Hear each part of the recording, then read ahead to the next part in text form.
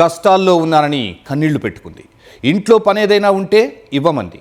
పాపం ఆడకూతురు కదా ఆసరాగా ఉంటుందని పనిచ్చారు. అలా చాన్నాళ్ల పాటు నమ్మకంగానే పనిచేసింది. మంచి పని మనిషి అని పేరు సంపాదించుకుంది. కొన్నాళ్లకు ఆ ఇంట్లో ఓ భారీ చోరీ జరిగింది.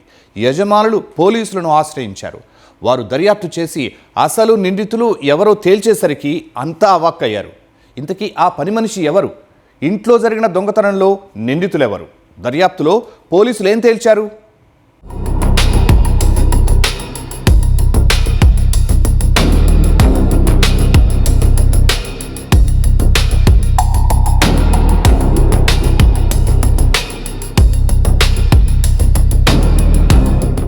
రోజులు మారాయి.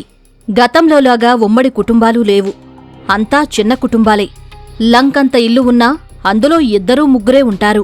ఉద్యోగాల పేరుతో పిల్లలు విదేశాల్లో ఉండడమో, కొలువుల కోసం సొంతోళ్లను వదిలి పట్నాల వైపు రావడం, 2 భార్యాభర్తలు ఉద్యోగస్తులై ఉండడం, ఇలా కారణమేదైనా ఇంట్లోకి పని మనుషుల అవసరాన్ని పెంచాయి. దీంతో పనిచేసే మనుషులకు డిమాండ్ ఎక్కువైంది. అయితే నమ్మకంగా చెప్పిన పని చేసుకునేవారు చాలామందే ఉన్నారు. ఇలాంటి వారి వల్ల ఏ సమస్య రాదు. కానీ ముందు నమ్మకంగా పనిచేసి ఆ తర్వాత సమయం చూసుకుని డబ్బు నగలు అపహరించేవాళ్లే కొందరున్నారు. ఇలాంటి వారి పట్ల జాగ్రత్తగా ఉండాల్సిందేనని ఇదిగో ఈ ఘటనను చూసి అర్థం చేసుకోవచ్చు.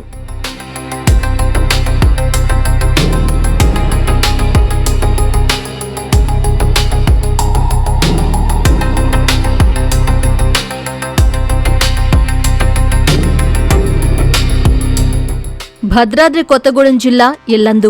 ఈమె పేరు షీబారాణి. సీత అనే మరో పేరు కూడా ఉంది. ఖమ్మం జిల్లా కారేపల్లి మండలం టేకులగూడెం నివాసి.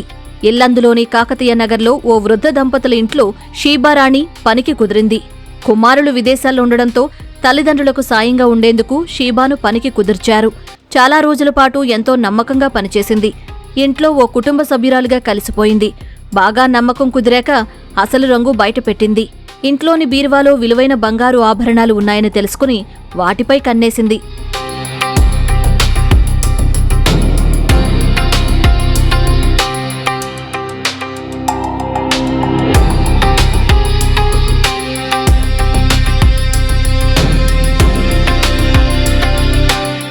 వృద్ధ దంపతులు ఏమరపాటుగా ఉండడం గమనించిన షీబారాణి జూన్ 7న బీరువా తాళాలు దొంగిలించింది. చేతికందినప్పుడల్లా ఒక్కో నగను ఇంటికి తీసుకెళ్లి భర్తకు అప్పగించింది.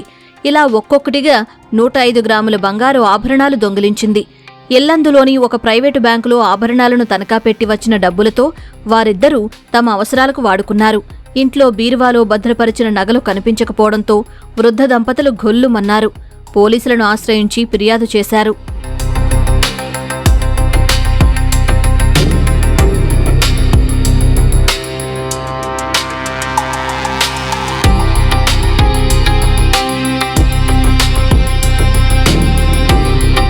అన్ని కోణాల్లో విచారించిన పోలీసులు ఇంట్లో పనిచేస్తున్న షీబారాణిని అనుమానించారు.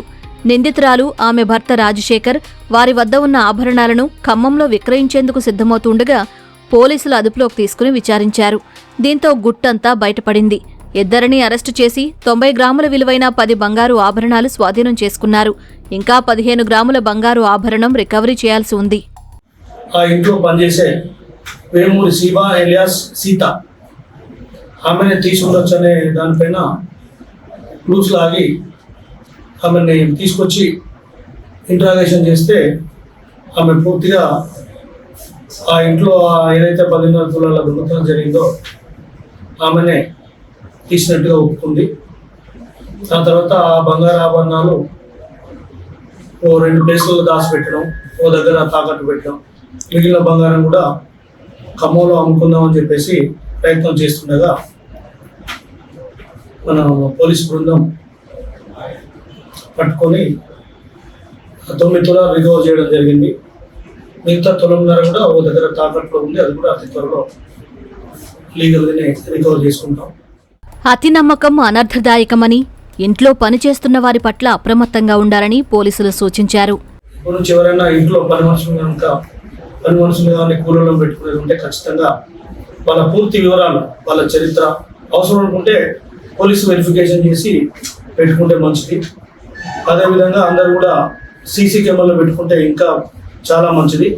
ఇలాంటి కేసుల్ని తొందరగా మనం రికవర్ చేయొచ్చు, డిటెక్ట్ చేయొచ్చు.